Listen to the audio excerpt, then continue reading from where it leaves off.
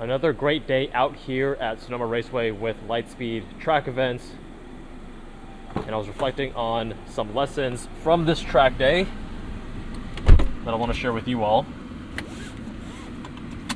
And by the way, you can use code Jabal for $25 off your next event at lightspeedtrackevents.com. So the lesson I want to talk about today is really a matter of vehicle choice and the learning approach. So someone shared this with me back when I was first starting a track, and I'm very glad they did. I personally was, I was owning this Scion FRS. I think at that time I had owned it for 7 years, and I was getting a little bit tired of it. I wanted something new, and for two reasons I did not change it. I was actually considering getting a Porsche Cayman GT4 because I said, hey, I want to start doing track days. The GT4 is designed for this.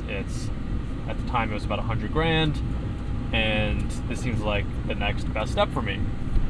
And two things happened. Number one, I realized that, well, I probably shouldn't be buying a $100,000 car before I buy a house. I was renting an apartment, and the thought of placing a GT4 in a carport, and it just felt like it wasn't prioritizing things responsibly from a financial perspective, right?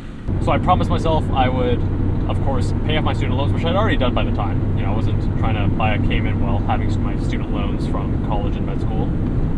And I then wanted to get a house, save up for the down payment, and then I would buy a new car. So that was part number one. But part number two is actually the advice from a friend who was helping me get into track days, because I felt a little bit intimidated going to my first ever track day, and I wanted to go with a friend who could then show me the ropes, tell me, how to prepare my car, just the best practices, because I do think track days are substantially more intimidating than even autocross.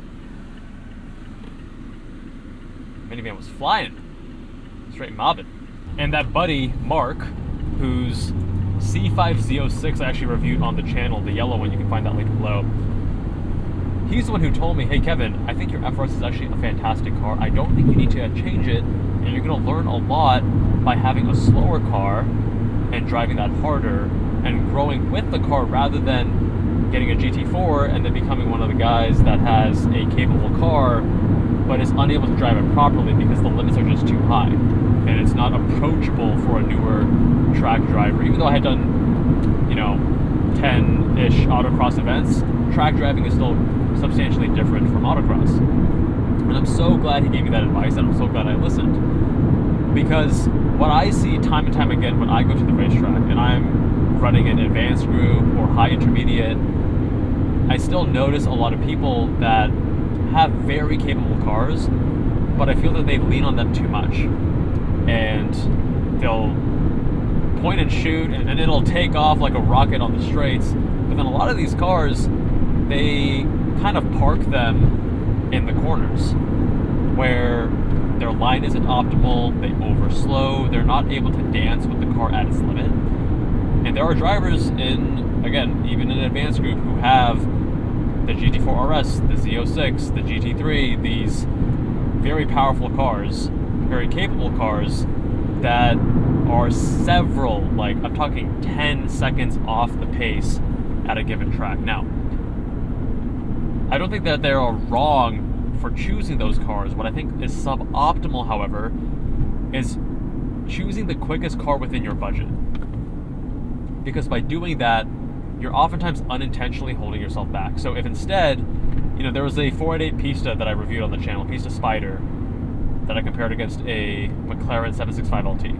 And the owner of that 488 Pista Spider, which by the way is around $1 million in terms of current market value for that car, he tracks a BRZ. So he clearly could track many other cars. If he's able to afford a 488 Pista Spider, he's able to afford a GT4, a GT3, many other track-capable cars, a Z06, but he chooses a BRZ. And I think it's a very intelligent and intentional move on his part, because when the limits are lower, you can approach the limits repeatedly, time and time again. And some people say, oh yeah, it's because it's a cheap car, you don't really care about it, you can crash it.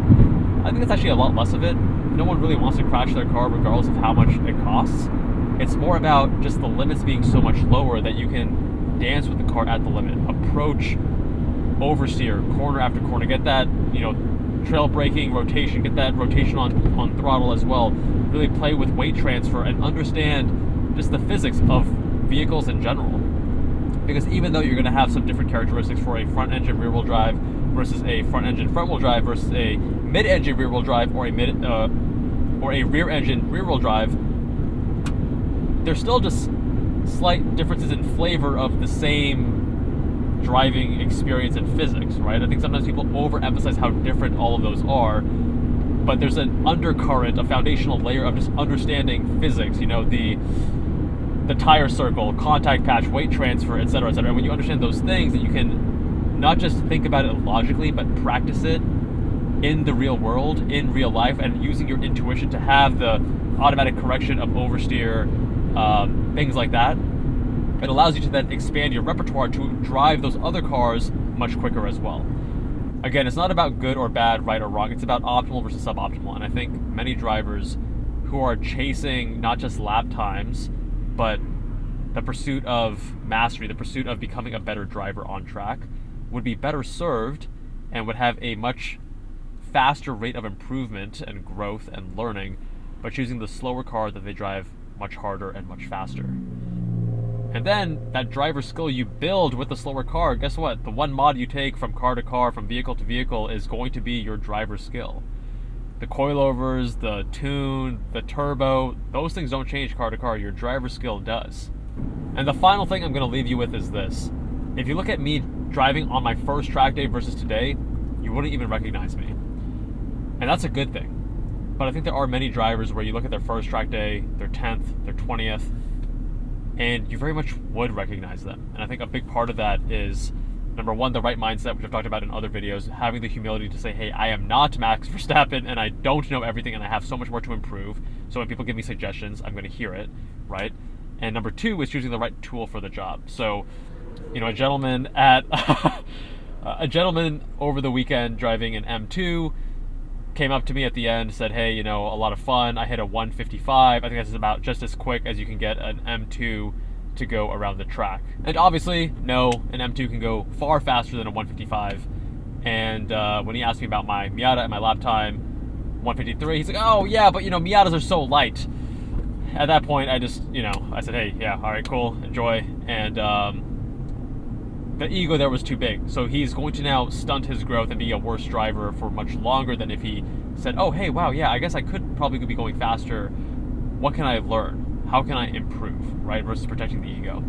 And finally, what are some cars that fit that bill that I think are really good learning tools? I'd say, first of all, these are cliches for a reason because they are very good as learning tools. They are lighter, lower limits, also cheaper on consumables, and just cheaper cars overall.